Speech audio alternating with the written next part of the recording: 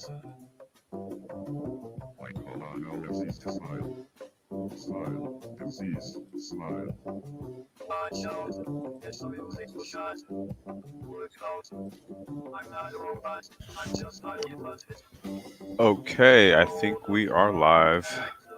Welcome to episode 626 of the Black Brain Trust, Space and Technology. All right, so we're going to cover some topics, some items. You know, we do the space and technology thing around here. So, we got a few goings-ons for the beginning week of January 11th, 2021.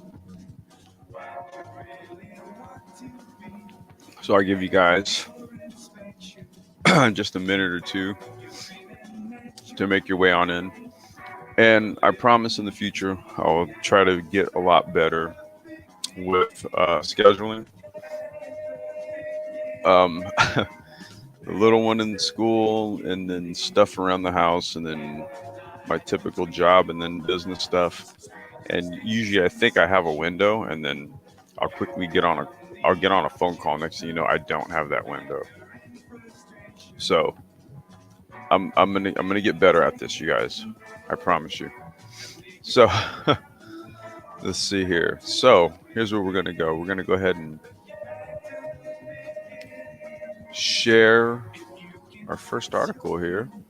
And let me just make sure I got it on the screen over here so I know everything's working. Let's see here. Give me a second. I got a little bit of a delay on my other screen. I just need to make sure it's working, right? All right, there it is. All right, cool. All right. So this is from Universe Today. Winning urban farming ideas for Mars.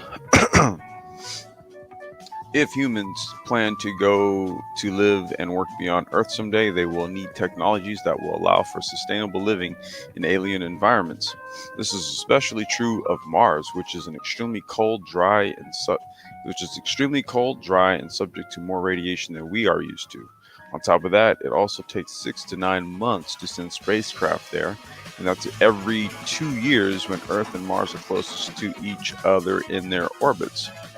As such, settling on the red planet will require some serious creativity. This is the purpose of Mars City Design, an innovation and design platform founded by architect and filmmaker Vera Muliani. Every year since its inception, this organization has hosted the Mars City Design Challenges, where students from around the world come together with industry experts to produce architectural designs for living on Mars, or what Muliani calls Markitecture. As we covered in a previous article, the focus of the 2020 challenges of urban farming. The focus of the 2020 challenges was urban farming. Now, we covered that in a shoot. I can't remember the number of the episode. I can't remember it offhand, but look up the one that's called guerrilla farming and cannabis legalization or something like that. Type in Black Brain Trust guerrilla farming. Look that one up. It's the same thing. Urban farming, guerrilla farming. Same shit. For this competition, participants were tasked with creating architectural innovations and ideas that would ensure food security on Mars.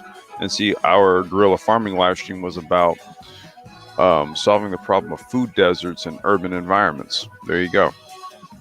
But in keeping with the focus of Mars City Design, participants needed to look beyond the basics and come up with innovative ideas that would allow future Martians to thrive. To thrive and not just survive is central to the Mars City mission, as Vera Muliani explained to Universe Today via email. Surviving on Mars means to live beyond survival mode. So, it's like, what's the point in going to Mars just to merely, survive, right? It's like, if you're going to go there, you may as well live butterlade.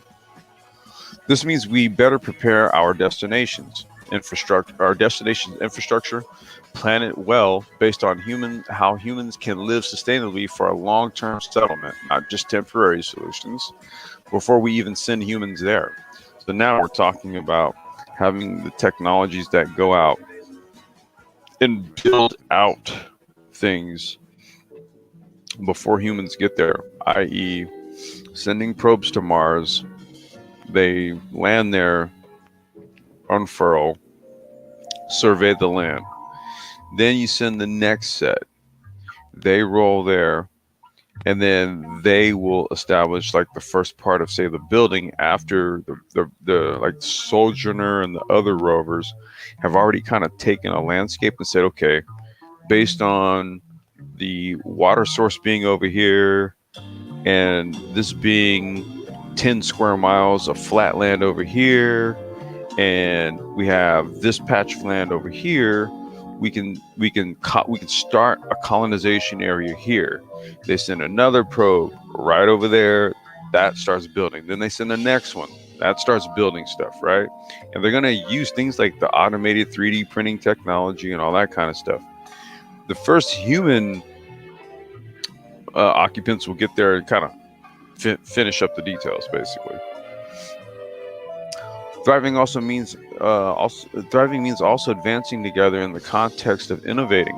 Achieving Mars alone may be possible for some people considered superhuman.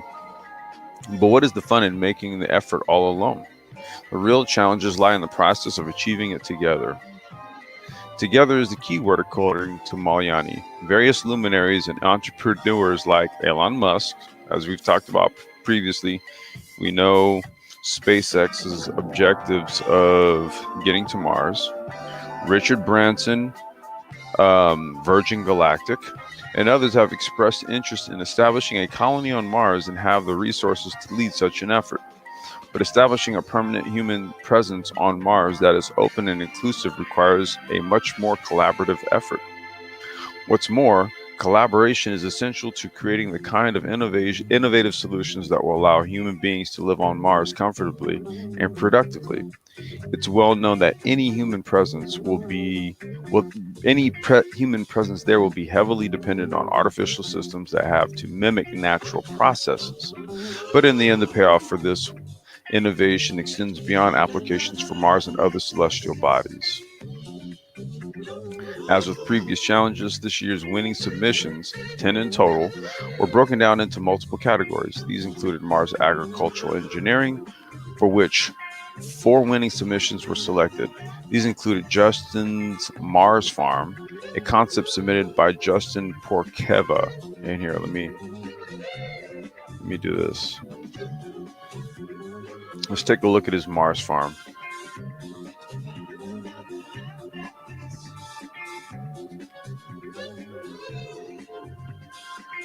Okay, well, let me see here.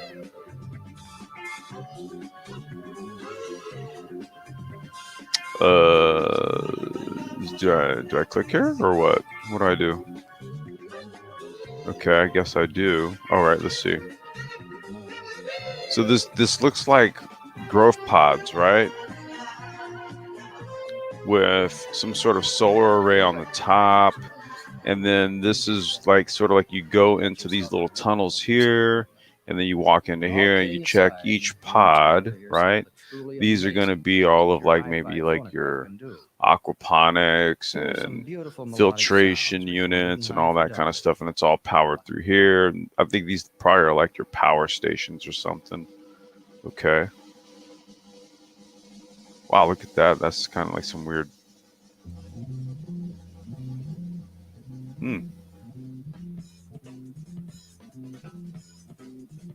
Okay.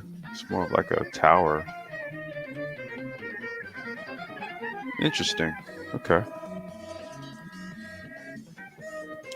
Porkeva's concept is essentially a food production system made up of interconnected modules. Each module provides 290 square meters of growing space, providing a total of 1,450 square meters of arable land, which means that you could not only grow it vertically but also horizontally. Each module is windowed and designed to regulate solar input, thermal conditions, humidity, and other crucial factors. The concept leverages advances made indoor. The concept leverages farming. eh, The concept leverages advances made indoor farming or urban farming, a practice that is becoming increasingly common here on Earth and has been traditionally used to um, grow food in inhospitable climes. Oh, okay, we're getting real technical with our words here. Adapted for living on Mars, the system allows for each farm unit to grow enough food to feed 9 people. According to Porkava, this will be the size of an initial crew that lands on Mars. So 9 people. The Mars farm. I just had a thought, but never mind. That's for another subject. Oh God. Okay. It's an odd number. Let that one marinate. The Mars farm will therefore support the first inhabitants as they perform the hard work of establishing the infrastructure to accommodate a larger human presence. In this respect, a single Mars farm unit can sustain a single habitat, with more units being added as more people arrive. It could also allow for self sufficiency for remotely located communities or research stations on Mars. Second place went to an international team behind their Mars colony. This team was put together by Mars City Ambassador Thomas Lagarde and included postdoc aerospace engineer and Martian environment specialist Yulia Akasheva, Marscatech Stefan Durdevik, Nenadik Nenad, and Explorers Club International Fellow, analog astronaut, and human factors expert Benjamin Potier. The design of the colony consists of a main tower that is made up of multiple interconnected modules. At the base is the motherboard, of which has 3 points of connection that allow for access to other sections of the colony and to the surface. The shelter module is also located here and can provide emergency protection for the crew in the event of solar flares or some sort of Martian creature, some kind that you didn't account for. That's like, yo, I didn't say you could live here.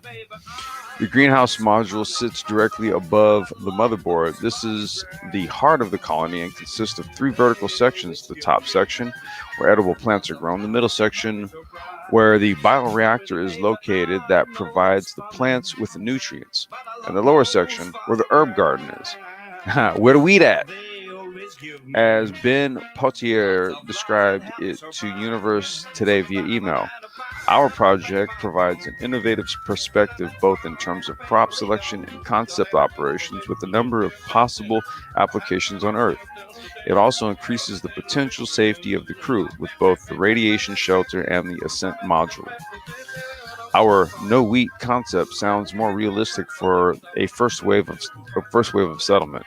It would provide enough food diversity to fulfill nutritional and psychological needs. Like I said, that herb garden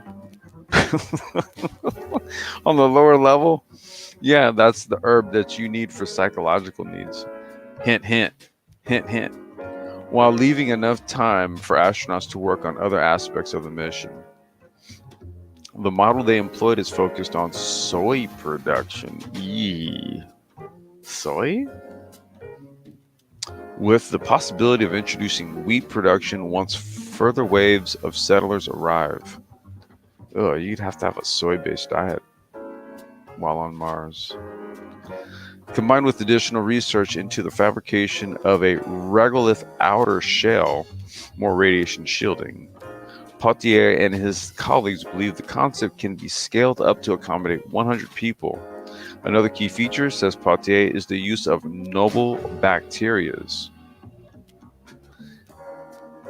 Our model suggests the high importance of what we define as noble bacteria, as well as yeast and mushrooms as food supplements. I'd rather use mushrooms as opposed to soy. Food diversity providers taste diversity and international cultural heritage.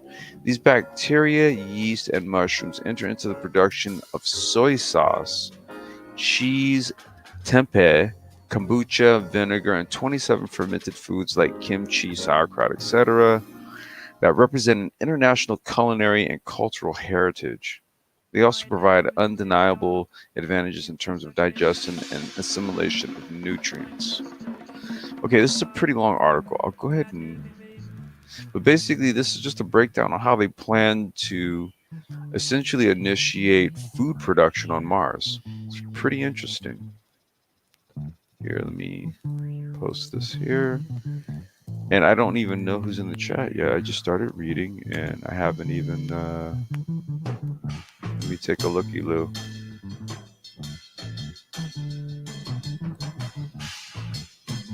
Okay, let's see. Let's see who's in the Heezy. LOM, welcome. Greg the Tech Guy, welcome, man. Sir Obadiah, what's going on, man? Welcome. NJ Prophet, what's going on, man? Welcome. Sheed, peace. DJ B-Side, what's going on, man? Peace. Evan Duncan, peace. Gear Znet, peace. Faber, what's going on, man? All right. I hope you guys don't mind a bit of the jazziness going on in the background. I told you guys, man. Oh, hey, Black Dev, what's going on? Welcome.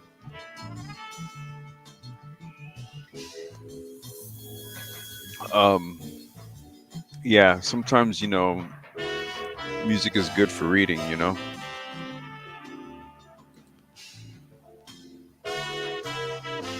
Ronald T. Fowler, what it do, sir? Welcome. We're just over here getting our space and tech on, man. Hope you're enjoying the day.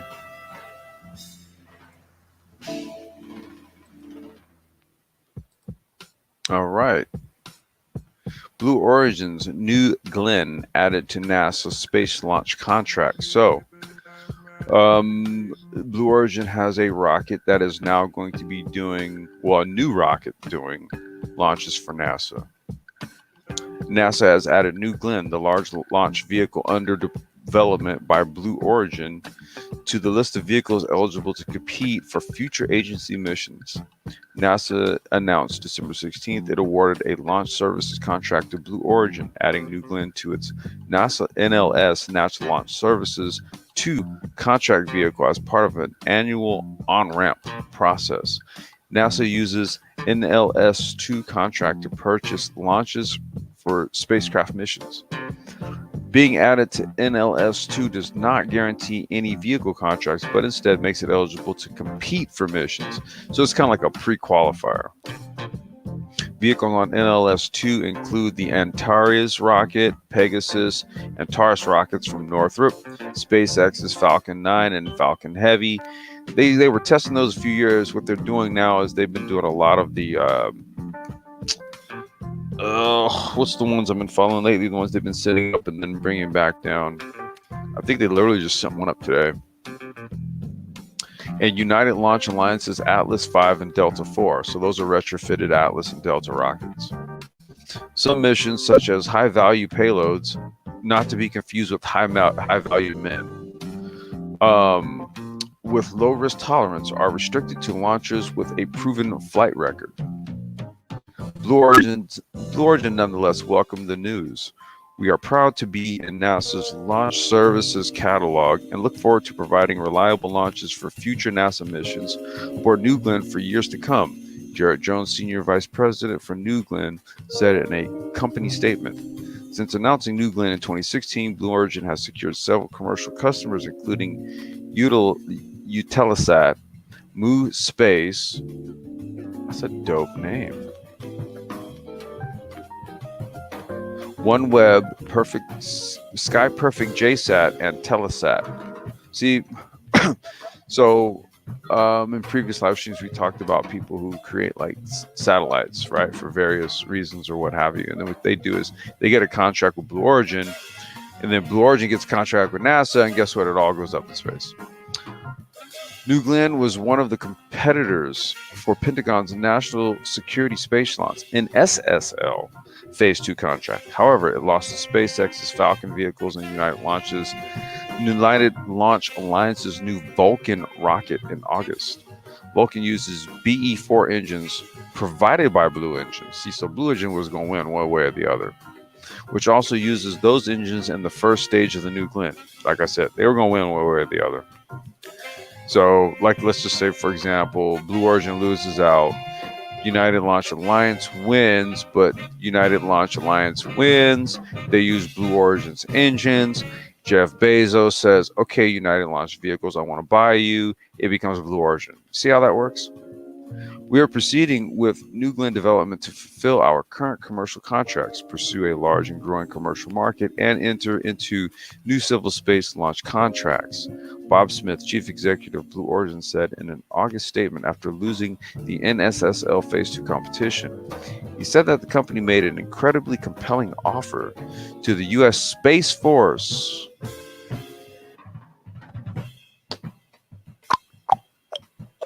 We talked about that a few weeks ago. Space technology, it was like 2 weeks ago. In the competition, citing among other factors an unprecedented private investment of more than $2.5 billion into the vehicle. An unprecedented private investment. I wonder who that was. Blue Origin has said little else recently about the status of New Glenn's development. One of the few visible signs of progress has been continuing construction of the launch pad for the vehicle at Cape Canaveral Space Force Station's Launch Complex 36. Okay, there's the Complex Design and then Complex 36. The company also built a factory just outside the gates of the Kennedy Space Center to manufacture the New Glenn, and in February opened a factory in Huntsville, Alabama to produce BE-4 and BE-3U engines. The company originally targeted a 2020 debut for the rocket, but by early 19, that had slipped to 2021. I'm pretty sure you guys remember what happened in 2020, right? A fact sheet distributed at the opening of its Huntsville engine factory stated that the vehicle's first flight was scheduled for late 2021. It's later this year. Blue Origin spokesperson Sarah Blask said December 17th that the company didn't have any new information to share on the progress of the New Glenn or an estimated date of its first launch. But you got that contract, though. Okay. Let's see here. Let me check the chat here. Give me a second. All right. Let's see here. Black Dev. Yo. Mike Ship. What's going on? Black Dev, yeah, the jet. I'm trying to look. With the brain trust, right? We gotta, we gotta stay ahead of the curve. Gotta, you know how we do over here, man. You know what I'm saying? You know how we do. SpaceX has a good lead, and to my knowledge, Blue Origin hasn't had too many proven launches. Actually, Faber, they've had a lot of launches. You just don't really hear about it. But Blue Origin is definitely, they're right there behind SpaceX. Yeah, right. A Black Dev high value payload. What's going on, Paul? Peace. The Earth is flat, people. Space doesn't exist. Okay, Soul Traveler. Well, take that up with Blue Origin. I'm just reporting the news, bro. Or sis, I'm not sure which one. Mike Ship, yeah, exactly. Bezos won't be too far behind. He's got a lot of money, dude. Engineering Cannabis, how you doing, brother? We need to talk about government contract for AI, blockchain, farming, and IoT. We do, actually. Okay, give me a second here. Complete the circle. Dialectic materialism, no. Metaphysical, no. Dialectic materialism, metaphysical. Give me a second. Umoja. Struggle. circle, unity, work, study work, develop control, Hmm. speed development. I'm waiting for the screen share to. I don't know. There's like a huge delay. I'm looking at my other screen. I'm just trying to make sure this is working. Wise man, Saidi, oh Saidi, where Okay, wait. There it goes. Okay. find peace? You must be it. Now this is very interesting. This company right here, Candy. I used to. I used to be a service person and a retailer at my shop for their smaller vehicles. It just switched, but that was Candy. So now they're importing electric cars now. That's very, very, very interesting. Okay, this one is from 925 Mac. Apple seeking 800,000 square foot of space for car project as team reaches around 600 people. Wait a minute. No, this isn't it. What was the one? Oh, shit. It's the wrong article. The one is supposed to be. Hold on 1 second. No, it's the one with Hyundai. Give me a second. Oh, that is the wrong article.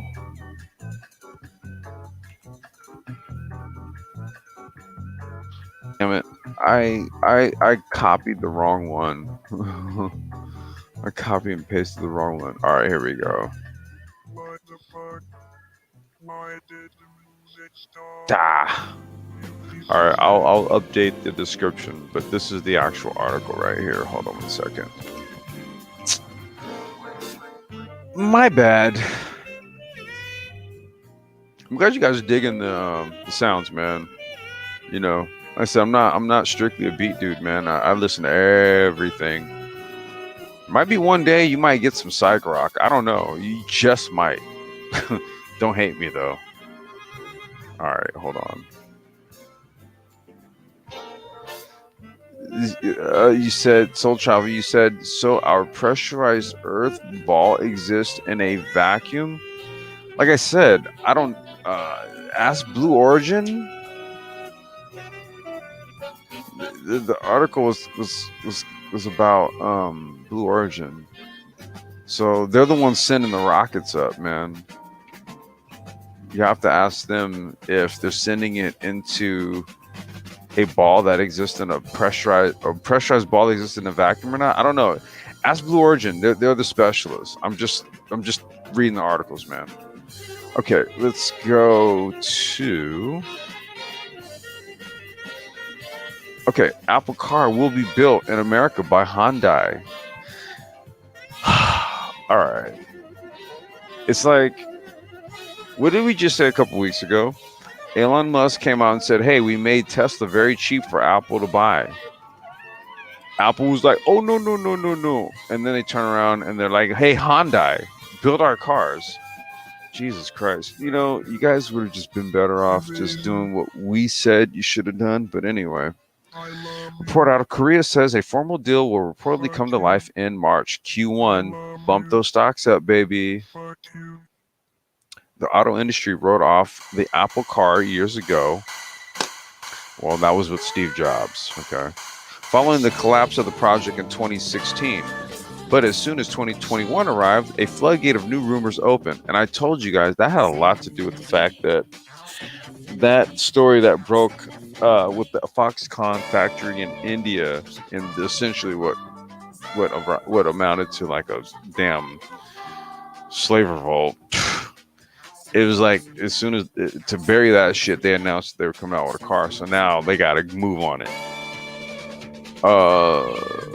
As soon as it was about the rumors, okay, now it sounds like a physical Apple car is back on the table, and Hyundai may help bring it to life. Well, they already have the whatchamacallit, the Iconic. All they're gonna do is rebrand the Iconic.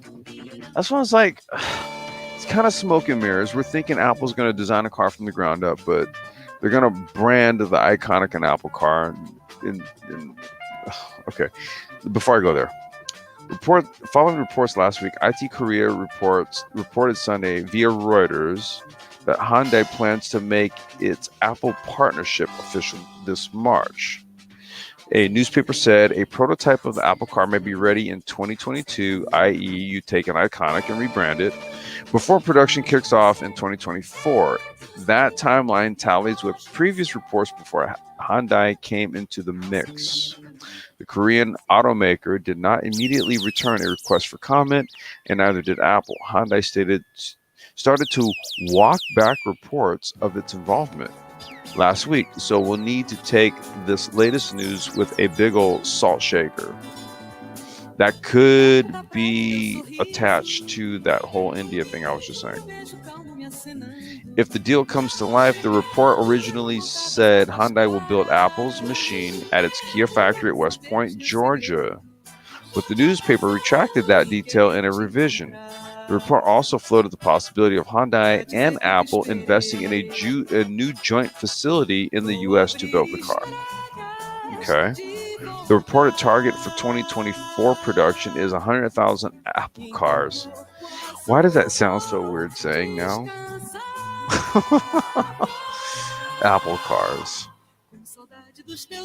With the possibility of 400,000 vehicles built annually in the years following. If Hyundai were to build the Apple car at its factory in Georgia, that would seem to point to Apple's EV riding on the Korean automaker's eGMP platform. The iconic, what was I just saying? A new facility will open up more flexibility with what Apple may want to accomplish with its secretive car. It's not that secretive. I mean, it's like I said, it was a thing when Jobs was kind of hinting at it back in the mid 2000s, but now in 2021, it's sort of like you're tardy to the party, bro. You know, just saying. I'm just saying. This Soul Traveler said, so Complex, you're just a mindless follower then. Check. Not particularly. I'm just reading. I mean, the problem there, Soul Traveler, is that nothing that was talking about had to do with a pressurized earth ball. I mean, good God. You know, it's like you read an article that has nothing to do with a pressurized earth ball or something being flat or round or oblate spheroid, ovular, whatever. I don't know. It was just an article about Blue Origin. Dude, calm down. That's a whole other... Anyway, let me see who else is in the chat. Jesus Christ. It's like you people just you take 1 inch and then you go like 3 kilometers with it, and it's just like, whoa, dude, take it up with Blue Origin. I'm just reading the article. They got the NASA contract. The NASA take it up with Blue Origin and NASA and say, hey, how did you guys make a contract based on the fact that Earth is a pressurized ball? Take it to them. What the fuck? I mean, no, see, dude, don't come over here and talk about me being some sort of blind follower, and you're asking the wrong fucking person. Literally, go to Blue Origin and go to NASA and say, hey, look, I hear that you guys, got this contract together. I have a slight issue with this. Don't you guys realize that the Earth is a pressurized ball? How are you guys doing this? They'll give you the answers, bro. Like, Jesus Christ. All right. Anyway, let's see here. You said Ronald T. Fowler. Is that Spotify? No, that's actually Mad Lib. Hold on. Here, let me go and post it because I'm not a hater. I'll put you guys up on what it is that what I DJ and spin, dude.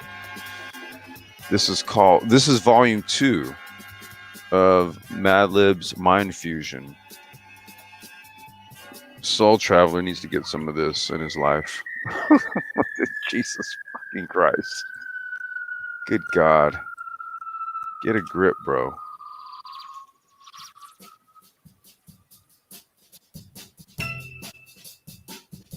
favor. We're actually in a simulation and space goblins run the controls. I suppose you may be right as well, dude. I don't know. Gabe A, articles and music. That's different. I mean, not really. Articles have been around for a long time. Music has been around for a long time. Articles and music together is nothing new either. I'm not really sure what your point is. What is up with the trolls today?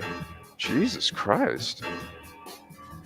They do need to come up with something better than Apple Car. I mean, the problem here, Black Dev, is that Apple Car was very chic when Steve Jobs was floating it around right around the time that the iPod came out. This 2005, 2006. He hinted at an Apple Car. At that time, it was like, holy crap. But with the advent of Tesla, and Tesla's got a bunch of different models now, it's like, okay, well, Sony has a car. Sony has a car before Apple. Do you guys realize this? Do you guys realize that Sony already has an entire electric car? They already have a prototype. Okay, Apple's behind Sony with regards to this. And what did they do? They went to Hyundai. Okay, let me get my bearings together, because yeah, West Coast African, like, what the fuck, really, dude? And then I got Gabe A coming here. Well, you're reading articles with music, and I'm just like, oh my god. Don't you have a Hall of Game episode to do? Simply Neek, peace, brother. What's going on? Don't feed the trolls. I got it, Chris J. I get it. Maybe they'll hit the glass dome. Like, what the fuck? I swear to God, dude. It's like you just get these dumbasses who just come in here and just as if we haven't done over 600 episodes of this shit, right? Okay. Let me move right along here. My bad, y'all. Jesus.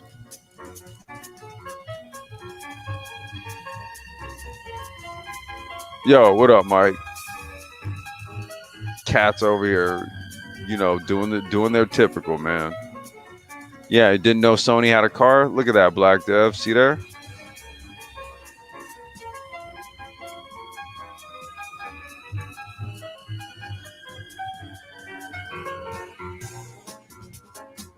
Yo, let me throw this out here, right here. All right. So, the next article. Wait. Come on, hold on a second. Give me a second. There we go. From Benzinga, Turo partners with Kiva and Nolo to help address wealth inequality in disenfranchised communities. Nolo, the nation's original and leading publisher of DIY legal products, today announced a partnership with Turo, the world's largest peer-to-peer car sharing marketplace. Turo, in partnership with Kiva, a 501 nonprofit organization, has launched the Turo Seed Initiative. And I'm going to follow this article up with a little more in-depth information about what this is. I want y'all to kind of get a good dig in on this right here. A program providing up to $1 million in funding to help address wealth inequality in the United States, especially in traditionally underserved Black communities. Given the growing wealth disparity in the United States and the disproportionate impact of COVID-19 on minority communities, the Turo Seed Initiative is designed to help disenfranchised communities gain more access to economic growth opportunities, said Turo CEO Andre Haddad. We are pleased to partner with Nolo to offer Turo Seed Initiative applicants law services at special pricing to help ensure that they are well equipped to launch their small car sharing business. Okay, so now we've got the largest peer-to-peer car sharing network getting in the mix here, trying to get small car sharing operators right up to speed here. Qualifying applicants of the Turo Seed Initiative will be featured on the Kiva platform to raise up to $15,000 through this initiative, with up to 7,500 crowdfunded through from the Kiva community and a dollar for dollar match from Turo of up to 7,500. Due to the requirement that U.S.-based applicants must have a limited liability company, get your LLCs up. To apply on Kiva, to distinguish that the loan is solely for business use. Wait a minute. Oh shit. I had like about 3 jokes literally just pop in my head, and I'm not going to say them. Nolo is providing a 25%. Damn, they'll even help you out. They'll even pay 25% of your LL filing fees.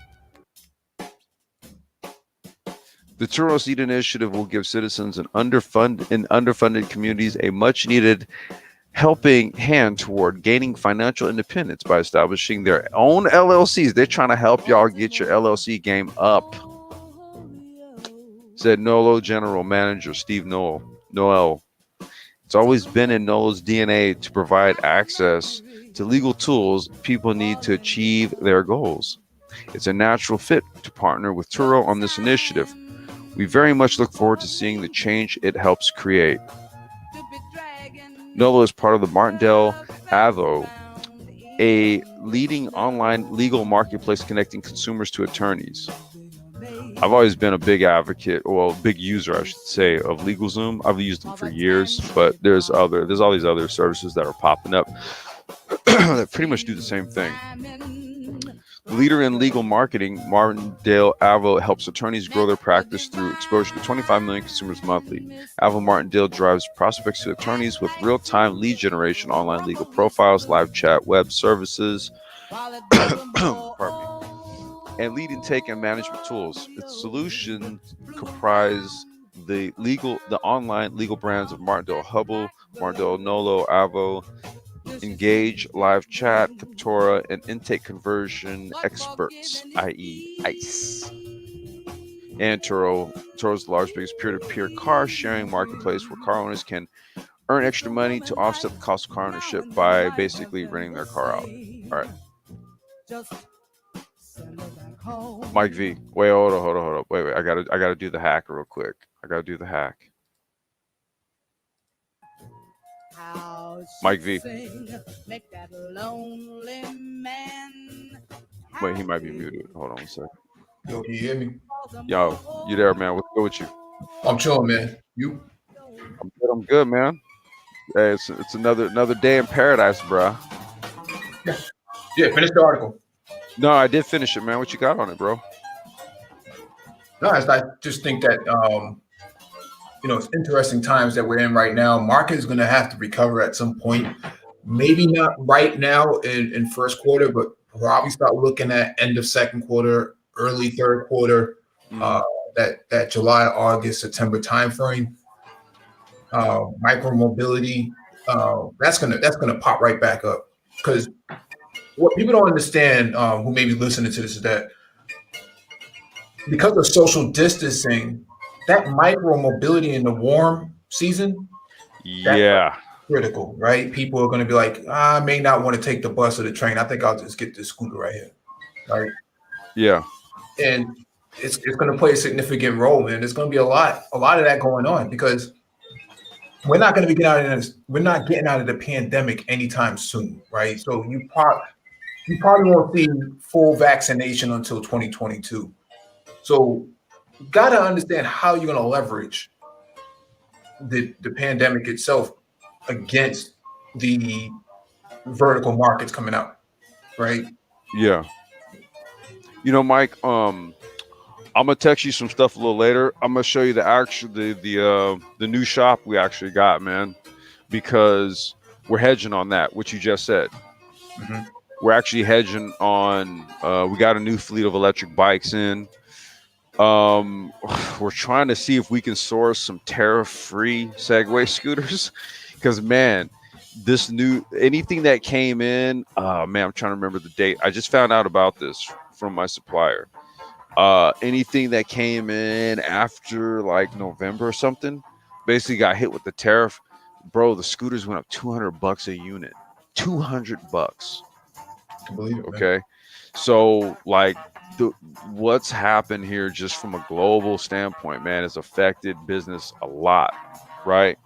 Mhm. But given what you're talking about, given how we can start to leverage micro mobility even for things like gig economy work, because that's really where we're gonna put this to use. If we can take something and then enable people to make money with it, we can make money with it. Get what I'm saying? Yeah, Yeah. yeah. I mean, there's nothing saying that we can't put one of those what do you call it, the mapping cameras on a backpack and get on a scooter or e-scooter and actually use that to help do some mapping and make some money off of that. Well, the Right. thing, yeah, there's a lot of there's a lot of different ways you can go with this. We when we throw these ideas out there, whether or not somebody picks it up, hey, that's on them. But this is the mindset that you and I have. We've had that for a conversation a few times, Hmm. a few years. So it's just one of those things, man. Got to figure out a way how to pivot during a downturn. Well, I mean, apparently Turo right here is trying to help a brother out, right? So this is from the here. Let me actually post it. This is from Turo's website with regards to the that initiative, the seed initiative, right? So just based on what you're talking about, let's go ahead and give it to him. Hold on. Yeah, I have that app on my phone as well. Yeah. So here you go. There's the link. You want to become a seed host? Turo is proud to introduce the Turo Seed Initiative, a program providing up to $1 million in funding to help address the wealth inequality in the United States, especially in traditionally underserved Black communities. This is what we just talked about here, right? It's all here. He looks like one of the guys from the ministry. Which one? I don't know. Who? So many of them, I don't know. One of those millennials. I mean, look, dude, look. I mean, I'm not even like trying to talk shit. It just literally just requires that you have an LLC set up. Yep. Yeah. I mean, so there you go. I think Right. there's something called the MBDA, the Minority Business Development Association. Yeah, Minority Business Development. Yeah, I think that's the name of it. Let's see here. Turo is committed to providing economic opportunity for all. And Mike, this might just sound a little socialist or communist, you know what I mean? But it's just the numbers, though, bro. Mhm. Look at that. Oh yeah, it's MBDA, Minority Business Development Agency. Okay. I'm kind of saying it wrong. Okay. So All right. here's, So here's the I dropped Is the it- link in the back chat. in the back chat. All right. Hold on. Let me do this.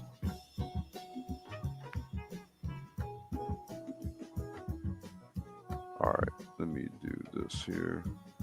And then I'm going to get this posted over here. Let's take a look at it. Yeah, MBDA grants. Yeah. So you register your business, apply for MBDA grant, register, get it done. Get your Duns and Bradstreet number, folks. Damn, done. Dunny. Yeah, done. Minority Business Development Agency. There you go. Good shit, Mike. Yeah, if you scroll to the top, it says yeah, right there, the paragraph. Oh, okay, well, yeah. Despite what late night infomercials want you to believe, the federal government does not provide grants for business expansion and growth. There is no free money for you to start or grow a business. Grants.gov is the source to find and apply for federal grants. Grants.gov is a central storehouse for information on over 1,000 grant programs and provides access to approximately $500 billion in annual awards. So that means there's $500 billion, $500 billion worth of money sitting on this website. It does not provide personal financial assistance, no, but it does provide you all of the grant programs, over 1,000 of them. So Is that listed in the annual reports? Where is it listed? Where? Is that annual reports you can go to, like, to see what? Annual reports right here. Okay, which one? 2019. Let's look at 2019. 2019 was a good year. 2020 was Okay. Yeah, there you go. 1,000 jobs created, 11,000 jobs retained. Retain three. Three. What is this? 3 billion Yeah. in contracts. Right. 1 billion. Well, just about 2 billion in capital. 1.7. 1.75 billion in capital. Mm-hmm. Close to 5 billion in contracts in capital. 278% return on investment. Damn. Well, we know that Bird Scooters has a $2 billion valuation. One of the fastest in a company that started in 2017. Yeah. All that. Look, I'm gonna tell you right now, dude. Shit. Given what I used to do for them, I'll tell you right now, man. Had they put a clamp on their contractors, I think they could have avoided a lot of problems. That, and if they would have adopted a better scooter earlier on, but just damn, look at the numbers. Yeah. Okay, contracts by industry sector, transportation and warehousing. Okay, that's only 1%. But it represents $39 million. Utilities, 31% construction, 2% in information, 41% in manufacturing. 41% in manufacturing. Dude. That's print farms all day long, dude. That's 3D printing, manufacturing, CNC cluster, machine clustering. You know what I'm saying? Professional, scientific, technical services, public administration, 4%. Services, 15%. We have been in constant radio communication with Here, let me post this one too. For those of y'all who need that infographic, I'm gonna post it right here. Now, our next step. Wait a minute. Look, it's raining silver bullets.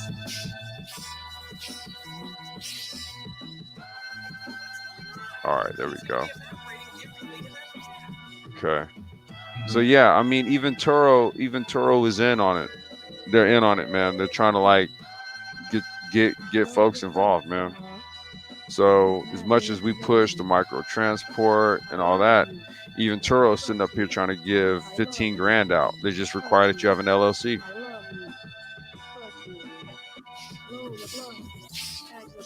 All right, here we go. Okay, so this one is from New York City. Or I'm sorry, Ars Technica. New York City proposes regulating algorithms used in hiring. Oh, shit. Bill require firms to disclose when they use software to assess candidates. Now, let's see if this has some sort of mix. I'm thinking that I guess some of the newer applicant tracking systems, the ATSs, are going to be using some form of algorithm, right, to do candidate screening. And I think this is where you may be touching on. In 1964, the Civil Rights Act barred the humans who made hiring decisions from discriminating on the basis of sex or race. Now, software often contributes to those hiring decisions, helping managers screen resumes or interpret video interviews. Oh shit, so they're using like facial recognition technology or something now? That worries some tech experts and civil rights groups who cite evidence that algorithms can replicate or magnify biases shown by people. In 2018, Reuters reported that Amazon scrapped a tool that filtered resumes based on past hiring patterns because it discriminated against women. Legislation proposed in the New York City Council seeks to update hiring discrimination rules for the age of algorithms. The bill will require companies to disclose to candidates when they have been assessed with the help of software. Oh shit. Companies that sell such tools would have to perform annual audits to check that their people sorting tech doesn't discriminate. Well, it by definition, Mike, has to discriminate, right? It will inadvertently discriminate. So, for example, redlining was a policy by the government in terms of housing, but the new redlining is by zip code, in the job hiring sector, right? So these tools would outline, a zip code where a person might be at, because you can't really, because you can just use John Doe as a name, but if you can use the zip code, Right. the tool would actually filter out and say, oh, this is a predominantly black area, 66 Right. black or something like that. No need to hire from here, right? Or what the crime rate is, because even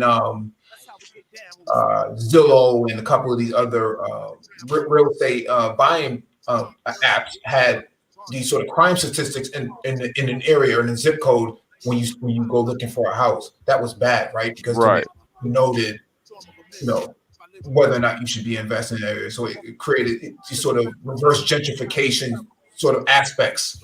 And so the tools that they're trying to leverage really did not help at all. And now these sort of tools are kind of pushing back and saying, well, you need to actually let these candidates know how they're being impacted for the selection. Yeah, I was gonna say, do you think there's something like that also does like name analysis? Yeah, but anybody can make up their own name, right? You kind of Right. That's another right. right. But even if you do have an ethnic sounding name, then that plays a significant role. Right. We talked about this maybe a couple of years ago. Yeah, that's why I was wondering if there's some sort of like algorithm that's even doing something like that, right? Doing like a name assessment, name analysis. If based on the syntax of the name itself, if it then places like an origin of the person, right? Combining that with say like the zip code, geographic location, Bing, this is a black male from this area, something like that. You know what I mean? Yeah, they'll match zip code to job history and so on. Right. So there's a lot of patterns that they can use to determine discrimination. Right. In the hiring process. I think we talked about this a couple of years ago that you had a social experiment done on LinkedIn with a profile of two fictitious profiles of a candidate, of two different candidates, one white, one black. The only difference was the profile image and the name. And the name, yeah. The profile was the same, and the white candidate was had more clicks on his profile than the black candidate would, despite the fact that it was the same profile. And so you kind of see that there's a lot of hidden bias in the algorithm by the people who design it, and that's because we're not the ones actually designing it either. So there needs to be some ethics practices engaged on these platforms, especially places like LinkedIn. Like that shouldn't happen. Like black candidates should be pushed to the top. If per industry, right? So for example, in tech and IT, black people, although let's say like St. Louis, Baltimore, these predominantly black cities, Chicago, where the population is 44, 50, 55, 60%, they should be given first. Their profile should be pushed to the top, not to the bottom. But not to the bottom because there's so much underrepresentation in that industry, right? So black people only make up like 5 to 7% of the tech industry. But in these cities, they're 44, 45, 50, 60% of the population. Why is right. It's just by the numbers. Right. Exactly. Right. Women get discriminated against because they tend to job hop because maybe they went through a few pregnancies, maybe, there's different sort of healthcare issues that women go through that may contribute to why they had to leave a certain role. I mean, I would say a lot of it, man, my experience, and I'll get back on the article here. A lot of it, in my experience, is just the fact that they, depending on their networks, they have an easier time switching positions, right? Mm-hmm. But that does stack your resume with work experience, right? And as a former recruiter, the first thing that stands out of my mind is you don't stay at a job long, right? So what I got to look at is the onboarding expenses, right? What it costs me and the company to onboard you, to hire you, right? And then I got to look at what your output's going to be and see if I go based on what it is that we get back in return for your work and what we paid out to hire you, for you to then be gone to another job in 6 to 8 months, we basically lost on that hire. Right. We lost money on that hire, right? See, so those are capital losses that are on the ledger sheet, and that comes specifically from the HR department. Well, what do you do? Mhm. Well, you look at somebody's job history and you say, okay, well, look, if I see in the last 5 years you haven't kept a job for more than a year, that's a major red flag, bro. Mhm.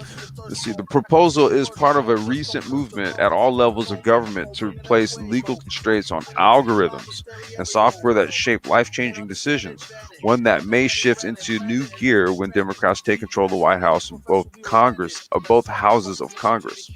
More than a dozen U.S. cities have banned government use of face recognition, and New York State recently passed a 2-year moratorium on the technology's use in schools. Some federal lawmakers have proposed legislation to regulate the face algorithms and automated decision tools used by corporations, including for hiring. In December, 10 senators asked the Equal Employment Opportunity Commission to police bias in AI hiring tools, saying they feared the technology could deepen racial disparities. We were just talking about that in employment and hurt economic recovery from COVID-19 and marginalized communities. Also, last year, a new law took effect in Illinois requiring consent before using video analysis on job candidates. A similar Maryland law restricts use of face analysis technology in hiring. See, so oftentimes, man, what people may not realize is that when, let's just say, you apply for a gig, and then you get an email link, and then they say, do this 5-minute video interview. Okay. And you may think that all you're doing is just answering the questions that they ask you, right? They just 5 minutes, just answer these 2 questions. Okay. What you may not know, though, is that video, they then take it and run it through some software, right? And these are what these laws are addressing. Lawmakers are more practiced in talking about regulating new algorithms and AI tools than implementing such rules. Months after San Francisco banned face recognition in 2019, it had to amend the ordinance because it inadvertently made city-owned iPhones illegal, i.e., Face ID on the phones, right? If they were issued by the city. The New York City proposal launched by Democratic Council members Lori Cumbo would require companies using what are termed automated employment decision tools. Automated employment decision tools to help screen candidates or decide terms such as compensation to disclose use of the technology. Vendors of such software would be required to conduct a bias audit of their products each year and make the results available to customers. You got anything on that, Mike? Yeah, I mean, this is just a matter of ethics oversight committee looking over this type of stuff, because it is unethical. It is unethical. And so I understand what they're trying to do, where they're trying to clear through 1,000 applications at once, but that's where the failure of automation starts to creep. It starts to have mission creep, right? So it starts to have these sort of reverse effects of the process. Like the automation is supposed to make things easier, not make things more complicated. Complicated, right? It doesn't make any sense to do with this. So I just think, unless they can figure out a better way at managing this sort of process, I think you should just go back to humans, man. It is what it is. We're not really gaining anything. The whole purpose of automation is to gain in the application and the process, not to actually work backwards and violate, possibly the Constitution because of equal rights, like and equal opportunity. Yeah, I think there's a lot of jumping of the shark, man. You know what I mean? And then it was sort of like jump the shark only to find out that you just created a whole other host of problems. Yeah. You know what I'm saying? Mhm. See, the proposal faces resistance from some unusual allies as well as unresolved questions about how it would operate. Eric Ellman, Senior Vice President for Public Policy at the Consumer Data Industry Association, which represents credit and background checking firms, says the bill could make hiring less fair by placing new burdens on companies that run background checks on behalf of employers. He argues that such checks can help managers overcome the reluctance to hire people from certain demographic groups. Some civil rights groups and wait, you got something, Mike?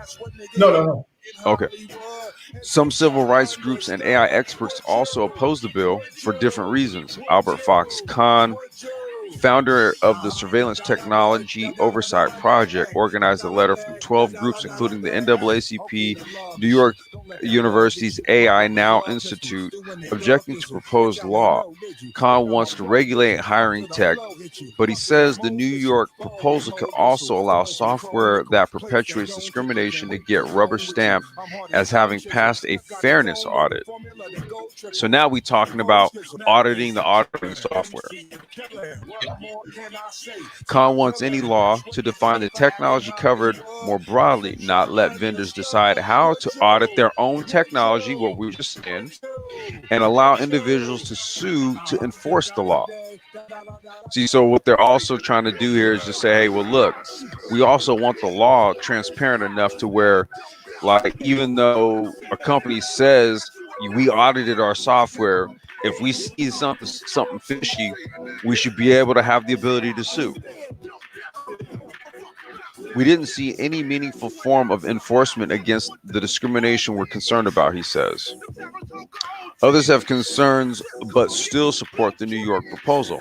I hope that the bill will go forward, says Julia Stoyanovich, director of the Center for Responsible AI at New York University. I also hope it will be revised. Like Khan, Stoyanovich is concerned that the bill's auditing requirement is not well defined.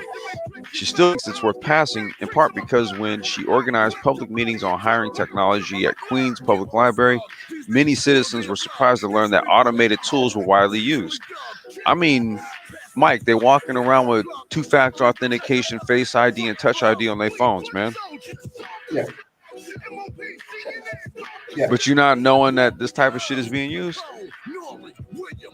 Yeah, you should know. You should know all that. Just like the fair credit reporting, you should know all this type of stuff is happening. Right. The reason I'm sorry, go ahead, Mike. No, I got looked over for a position before, man. This was a few years ago. And I didn't think of it. I didn't think anything of it. I just thought that, they found another candidate. But somebody at HR came back a year later and said they found my resume in the pile. And he was new to the HR department. And he was going through the IT resumes. And he said, I have no idea why you were not hired for this role. Dude, I remember you telling me about that. Yeah, he said, I have no idea why you were not hired for this role. You should have been hired for this role. And he didn't understand it. He didn't understand the software. He didn't understand anything because he wasn't in charge of it. That's that ATS, automated tracking system. Mm-hmm. I set one up for a solar company back in 2015, dude. Their shit was archaic, bro. If you know how to set up ATSs and use them right, nothing should slip through the cracks, bro. Nothing. You know what I'm saying? If you set it up and you're using it right, you should have never slipped through the cracks. The reason I'm in favor is that it will compel disclosure to people that they were evaluated in part by a machine as well as a human. Damn. Stoyanovich says that will help get members of the public into the conversation. Two New York-based startups whose hiring tools will be regulated by the new rules say they welcome them. Founders of Hired Score, which tries to highlight promising candidates based on resumes and other data sources, and Pymetrics, which offers online assessments based on the cognitive psychology with the help of machine learning, salute to engineering cannabis, both supported the bill during a virtual hearing of the City Council's Committee on Technology in November. Frida Poli, Pymetric CEO and co-founder markets the company's technology as providing a fairer signal about candidates than traditional measures like resumes, which she says can disadvantage people from less privileged backgrounds. What the fuck? That's bullshit. All you gotta do is just have a well-written your experience for the position. That's it. Your mic is breaking up, Complex. Oh, is it? Wait, hold on. How about now? Is it okay? Yeah. Okay, yeah. I hit it with my hand. The company recently had its technology audited for fairness by researchers at Northeastern University. She acknowledges that the bill's auditing requirement could be tougher, but it's unclear how to do that in a practical way, and it would be better to get something on the books. The bill is moderate, but in a powerful way, she says. Robert Holden, chair of the City Council's Committee on Technology, has his own concerns about the cash-strapped city government's capacity to define how to scrutinize hiring software. He's also been hearing from envoys from companies whose software would fall under the proposal's rules, which have prompted more industry engagement than is usual for city council business. Some have assured him the industry can be trusted to self-regulate. Bullshit. Holden says that what he's learned so far makes that more transparency is needed. It's almost like the Wild West out here now, Holden says. We really have to provide some transparency. Holden says the bill likely faces some negotiations and rewrites, as well as possible opposition from the mayor's office, before it can be scheduled for a final vote by the council. If passed, it would take effect January 2022. So there we go, man. AI messing with people's hiring prospects. What do we do about it? I think you need an ethics council. That's really the only way to go about it. I mean, you have to have skilled people in that area that sit on the council and evaluate and determine whether or not there's misuse of the software itself. Right. What's going on, Jay? How's it going? Good. Hold on 1 second, man. Let me just do this here.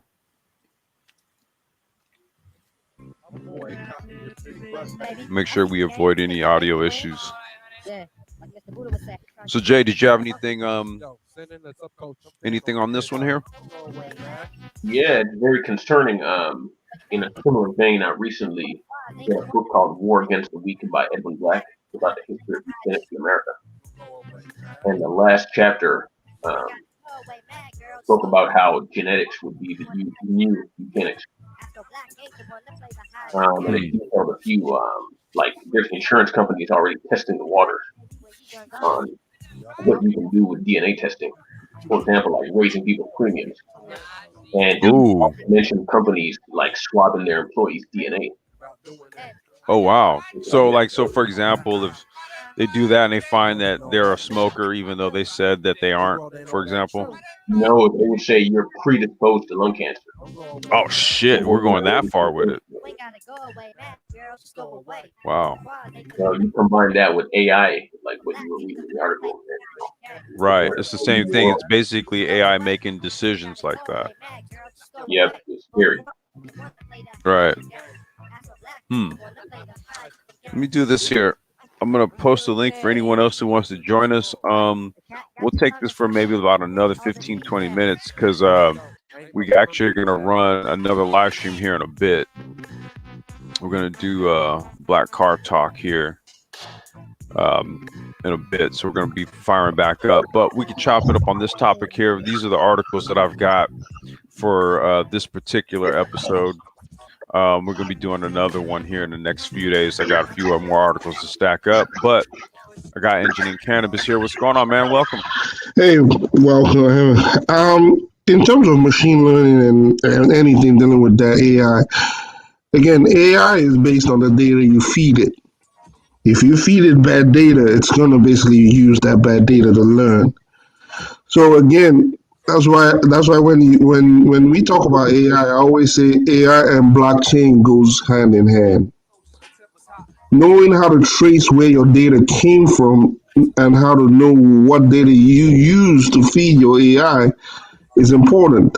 At that point, you can then audit the system, audit the AI itself, and saying, okay, this is where the problem came in. And you can, again, it's an immutable system. You cannot change what data you put in there.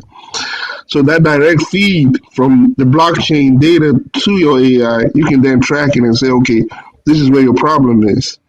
So again, when that's why I'm a proponent. When you're using AI, machine learning, deep learning, where you feed in the data to teach your AI, I always propose a blockchain should be directly associated with it, so we can track what you're doing with that data, what problems that occur, and again, that goes hand in hand. So, Hey, what's going on, Dr. Phoenix? How you doing? Just wanted to welcome him on. Jay, were you saying something, bro?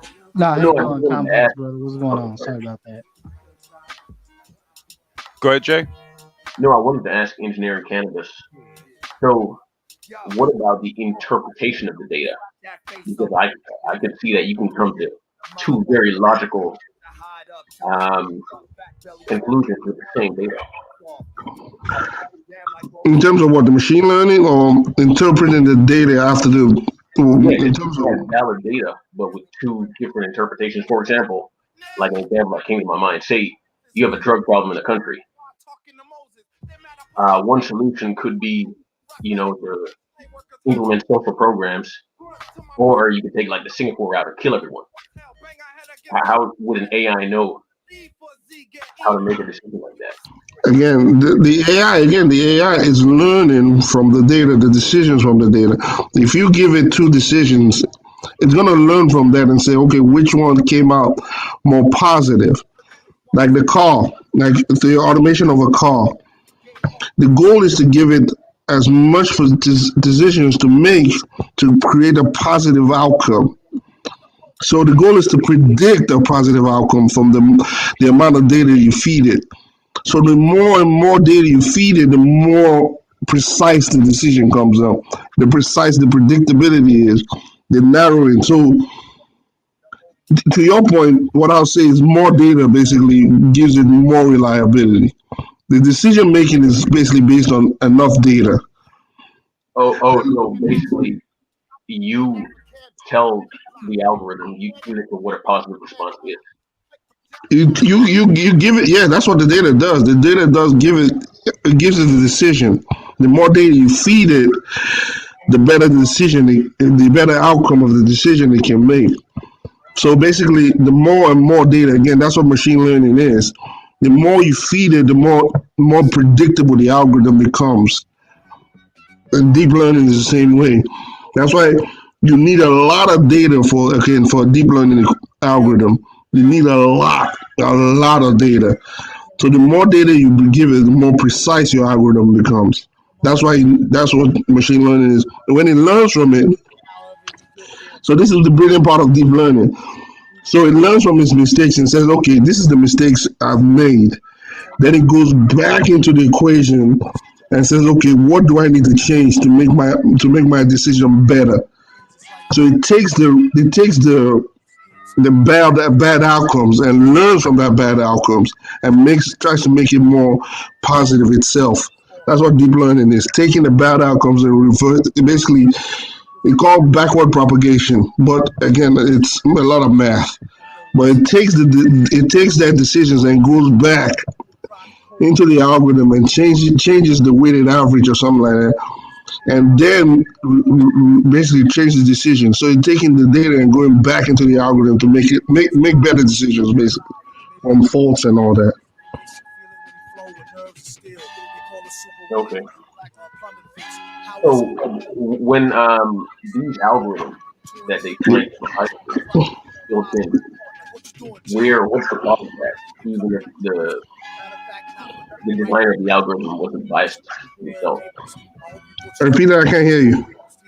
No, I'm saying what is the cause of the bias in these algorithms that you're discussing? Even when the designer is the cause of bias in the algorithm is people feeding what the kind of data you feed into the algorithm. If you feed a bad algorithm, if you feed a bad algorithm any kind of bad data, there's going to be bias in it. But if you feed Yeah. it precise data, for instance, the facial recognition, we had problems where facial recognition couldn't identify people of color. What the solution came was to feed the algorithm more distinctive people of color data, so it can learn how to distinctively identify people of color. So we needed to feed it more and more and more data for it to be able to clearly identify the features of the eye of an African American, or an eye, or the pigmentation of a African in Sudan to someone in somewhere else. So the more data you feed it, the more it can classify it. The classification algorithm, it creates a classification algorithm. So the more you feed it, the more data you feed it, the more it gets better. The key to how's everyone doing this afternoon? Can everyone hear me? Yeah, we can hear you. I just Okay. stepped away for a quick Yeah. second. How's everyone doing? Good. Like I was saying, what engineering cannabis is saying, really the essential part of the takeaway is here's that the problem with AI isn't the AI itself. It is how data is sampled, is how how data is collected, and ultimately how it's interpreted. So it's in those two processes in which you can insert all kinds of bias to get the intended outcome. So nothing is ever accidental. So every researcher knows that there are various ways you can manipulate Yeah. data to get the desired results. You can ask a question a certain way. You can look at sort of sampling bias where you're looking at a Yes. specific population and you're saying, well, okay, this specific population may have this specific condition, so it represents all of the population. Yes. That's why I said blockchain. You need a Yeah. blockchain to basically, anytime someone feeds that data, you need that blockchain. That data stored in a blockchain. So if someone wants to audit it and say, okay, why is this AI behaving this way? Where is this data coming from? Then you go back to the blockchain and said, okay, this individual fed this kind of data to this AI, that's why it's acting like this. So that's why I always propose a blockchain should always come hand in hand with an AI to know where that source data is coming from. Yeah, and this is a common problem in healthcare. In healthcare, what you see whenever you see biomedical research, healthcare research, and you start looking at data, let's say around like hypertension in Black folks, and you typically see you typically see like, oh well, Black folks lead this in hypertension, whatever the case may be, and so again, you understanding that it all becomes down to, well, if we look at a specific group of Black folks and we look in a specific area, so you have something called area bias. So you can look in a specific area. If you went to, I don't know, let's say you went to, this was the 90s and you went to Inglewood neighborhood in Chicago, for example, you would expect to find a certain kind of dynamic within a certain kind of people. You would expect to find certain kinds of illnesses in this particular group of Black people. So you sample them and then you take the results of that and you apply it to all Black people, even though it may not technically be indicative of all Black people. So again, it's a whole bunch of different ways you can manipulate data where you can get the results you want, you can get the desired effects, you can get the desired outcome. So what I'm really saying here is that the articles you guys read, which I didn't hear that because I just kind of came in, but what I'm saying is that in general, when it comes to AI, the AI is only as good as the data you give it, and the more data, as engineering cannabis was saying, the more data you have, the better that predictive analysis will be. So, Dr. Oh, King, did he borg out? No, I'm here. I'm still here. Oh, okay. Hey, Jay, real quick. I was just finished. I was finished. That's all. Oh, okay, Jay, real quick. I posted that link that you put in the back chat. That's an article for DNA testing for jobs. Yeah. So you have something called GINA, Genetic Information Non-Disclosure Act. So this came about back near the end of the Human Genome Project, because what was happening, you've seen this explosion in biotech. So basically, biotech companies were essentially isolating various genes from different people. It can be like an individual gene that they isolate from one specific person. They were putting patents on this, and so people were literally having their own genes patented. Excuse me, I'm Sure. mispronouncing words here. But the point of what I'm getting at is that what you're seeing here is that people essentially what companies were doing now. You see this now. This is where you've seen all these health and wellness focuses programs and employers have now. A lot of this was driven by data collection over like you have smart apps on your phone. You see your insurance companies are doing this, whether it's your car insurance, your health insurance, whatever. They're all doing this where they're collecting data based on your habits, what you do, where you shop, how you drive, how fast you drive, and where you drive, how long it takes you to go to and from work, how long the average trip it takes you to wherever. You know, there's data being collected at all these different points in your life, and it's painting this picture of you, of not just you, the person, but really your lifestyle, who you are. Mhm. And so as it pertains to your health, we can sit there and look at all this. And I've talked about this a few times before, how you can take an entire neighborhood and you know that specifically if I'm in this neighborhood, if I'm on the south side of Chicago, I'm on the west side of Chicago, I expect to see this. I expect that these areas within this part of this neighborhood, this area of this city will have some of the highest rates of crime. And you take that and you make it applicable to all people. But then on top of that, you say, well, if you live in this neighborhood, now you have to pay triple the insurance because you're in a Yeah, high crime area. You're more likely to have your car stolen. And that's I've what. had that. I've had that happen to me when I got. I've actually had that happen to me before, and I wasn't living in a bad neighborhood. But when I try to be, I was kind of in between moving in between states, and I remember I went from one area to another. But well, you were here. This was a good area, but you went to here, and it's like, well, it's a little dicey, but it's more expensive because you lived here now.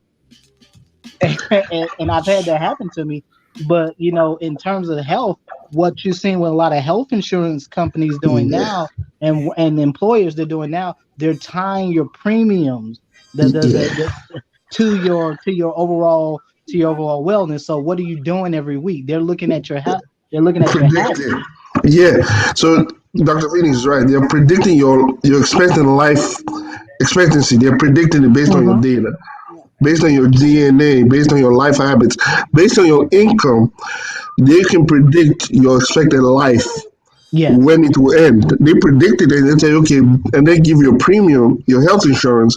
If you're a smoker, and based on, and again, they have access to based on where you visited the hospital or what illnesses you visited the hospital. They have all this data to then make a predictable outcome saying this person might survive maybe till the next 30 years.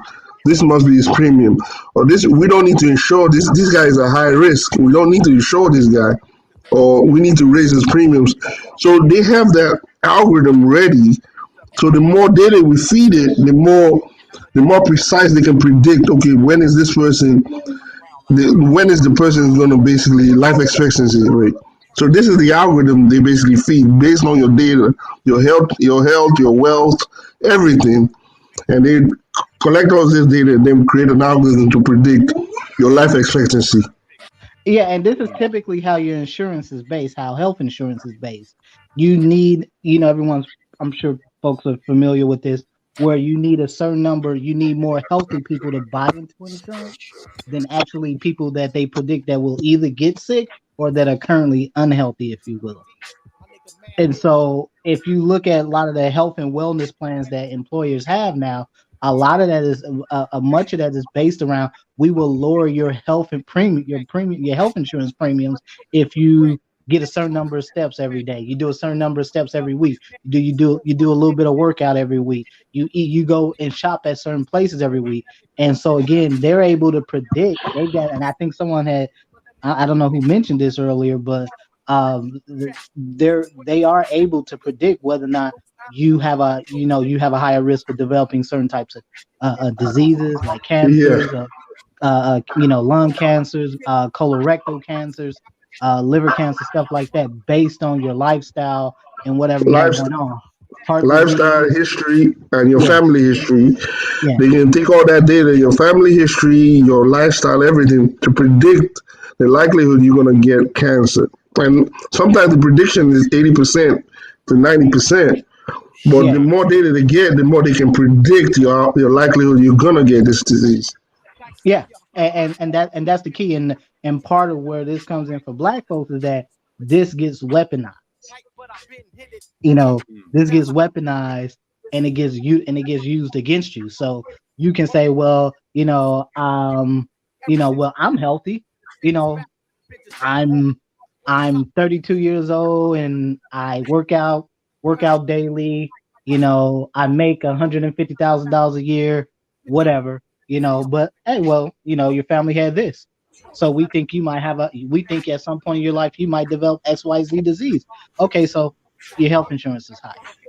Yep, that's why they weaponize machine learning, deep learning. Yeah, They weaponize this because you don't understand how the algorithm works.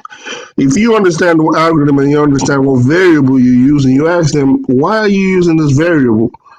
This variable is too dynamic to predict my outcome. yeah, You can then fight it.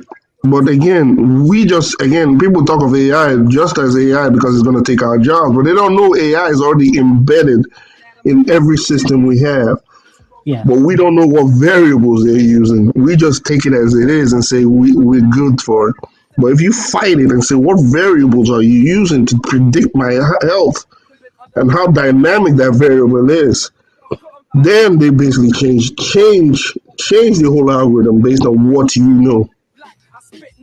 Yeah, and to that point that engineering cannabis just made, that's why you see now I mean not health, employers they've moved to high deductible insurance plans. So now, you use, years prior, you might have had a 500 or $1,000 deductible. Now you got $2,000 plus deductibles. So this is part of that reason why is that they're able to get more money because again, health insurance companies, they work hand in hand with your employer,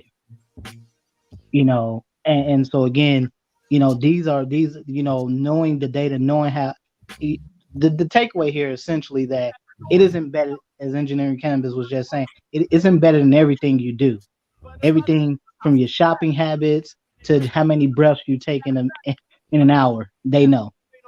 And that's the funny thing. Everybody looks at AI as a robot. But I said AI is anywhere you look at. I can tell you where AI is. AI Yep. is everywhere. They're taking your whole body, your whole behavior. It's a data. The more data I can collect about you, the more I can predict what you're gonna do, where you're gonna be next, how you're gonna survive. The more data I collect, the more I can predict your outcomes. This is where people don't understand. They just they just think it's science fiction, but it's not. I can do it with a computer and a free open source software, Python. I can predict a lot of shit.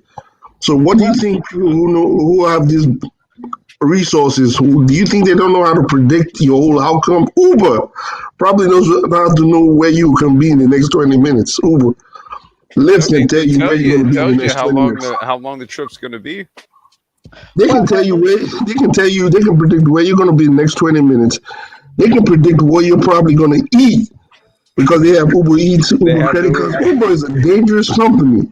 look. Even my software has the I have you have the ability to do things like suggest based on your destination, right? well, Google Suggest already place, does that. If you yeah, ever have Yeah. your places to eat location and stuff finder like on, that. if Yeah. you ever Location finder, yeah, you have Uber, your Google, you have your Lyft. GPS on your phone, on your mobile devices. When you get to an area, or if you can be at home, you're not doing nothing. You just get suggestions based on places you've been, whatever your search habits were, whatever. That is the power. That is AI at work right there. And again, folks really need to understand here that in what you guys were talking about, how AI was being used to discriminate in the job sector. I mean, that's been in use for a long time. They don't you don't have headhunters looking at 10,000 goddamn CVs and resumes anymore. No, That's They what I do. used to No, do. you got That was my job. you got computer programs that sit And if there and sift through your resumes. If you don't have certain keywords, it gets thrown in the trash pile. and the funny thing is, the AI learns that certain keywords with certain names are not they match together. So it starts learning that okay, this name Keyshawn doesn't always have the criteria. So why don't I always eliminate Keyshawn? That's what AI is learning. It's learning that okay, this person Keyshawn or somebody submitting this kind of names, but it doesn't have the criteria requirement. So why don't I automatically say anybody with Keyshawn, I'm going to eliminate it. He's already, that's what AI is. It's a bias. Hey Yeah, So and Jay, that again, real it quick. learns from it and said, I'm going to eliminate Keyshawn automatically. Anybody with Keyshawn, I'm going to eliminate. So that's where the problem comes in. And nobody's going back to the algorithm and looking at it and saying, what is the algorithm doing again? Because now this algorithm is set and go. So Hey, nobody's going back and saying, what is this algorithm continually going to do? right. Nobody's doing that. Till the problem, someone starts suing and saying there's a problem with no minorities being shown in your company. Then they start looking back at the AI and say, hey, the AI had a problem. This is the problem here. This yeah, is it where the becomes a problem convenient comes. Hey becomes a Jay, convenient. real quick, can you post a comment in the chat? Yeah, sure. Yeah. Yeah, it becomes a common. Um, it, you can make companies can now just make the excuse say, "Oh well, we're sorry, our AI was doing this. You know, we didn't have anyone. We didn't actually have any people looking at this. Looking, oh well, maybe maybe Tyrone applied for whatever. You know that, and again, this is the fundamental problem. When I was an undergrad, I had to take a research course, and so when I this is even before I even did the McNair thing and all this stuff, but I had to take a research course as part of my degree program, and one of the things you pretty much learn you had. I mean, we had to read the book How to Lie with Statistics and all this stuff, and basically you learn all these different ways you can manipulate data, you can ask leading questions, all kinds of stuff you can do to manipulate data from the point at which you collect it. And so before you even sit down and you put into something like Python, or you might, if you're dealing with social sciences, you might use SPSS or something like that. Before you even sit down and deal with any of that stuff, your data is already tainted. And the biggest industry that has this example is the dating app industry, where we feed the dating app our desired partner and we lie about our attributes. Again, the AI looks through these and says, "Hey, this guy says he wants a goddess, um, Athena or somebody, and this girl is already lying that she's Athena. We're gonna hook him up." And at the end of the day, that's bullshit. So the biggest example is the dating industry. You can see clearly the dude comes out lies, I'm Superman. The girl comes in and said, I want Superman. Okay, here's Superman. That's bullshit. Basically you got That's Homer where it is. Simpson and that's, that is the data. That's the data industry for dating industry. The data for See, your dating. This this, is the this is bullshit. why I talk about why brothers should really take college courses, should go to college. This is why. This is where you learn this stuff at. This is in the halls of academia. Now, anytime you're dealing, and I'll give you an example, anytime you're dealing with human subjects, you have to do something called an IRB, International Review Board. So, anyone's not familiar with that, that came about as the result of the trials of Nuremberg, where they pretty much outlaw research on human subjects without consent, because obviously everyone remembers what the Nazis did. So, but the point is that anytime you're dealing with human subjects, you have to submit something called IRB. IRB, every institution that is engaged in research has a review board, has an international review board. So this is a committee made up of experts. These are folks who have decades, years of experience of research. These are typically senior scientists, researchers, whatever, and these folks and this board and their whole goal is to go through your IRB, look at your plan of research and how you plan to get your data and how you're planning to use that data and what are the outcomes, what are your expected outcomes for that, for whatever population, whatever it is you're doing with them. And so Dr. Venus, it seems like algorithms are exempt from this IRB. Is that the case? well, no, algorithms are the result of data collection. You get the data, then you get the algorithm. So The reason I say that is because it's funny. I was just watching a 60 Minutes report from Australia, 60 Minutes Australia, and they were talking about how Facebook, for the patents for the article I just posted, they run the tests in foreign countries. There's no protections, and then they do them here. Well, that one is called a bias call. It's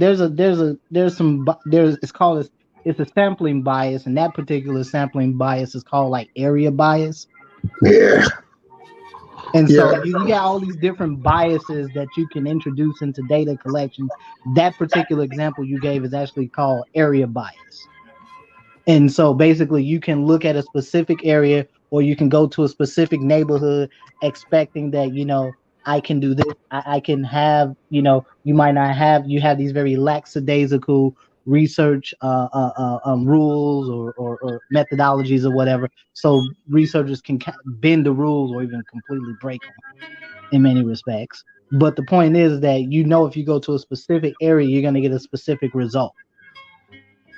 And so all of that, again, to what I'm saying is that the algorithm itself is not truly the problem per se. It's truly the data collection. That is the key here. That is the point I'm trying to make here, is that the data collection in of itself is the problem.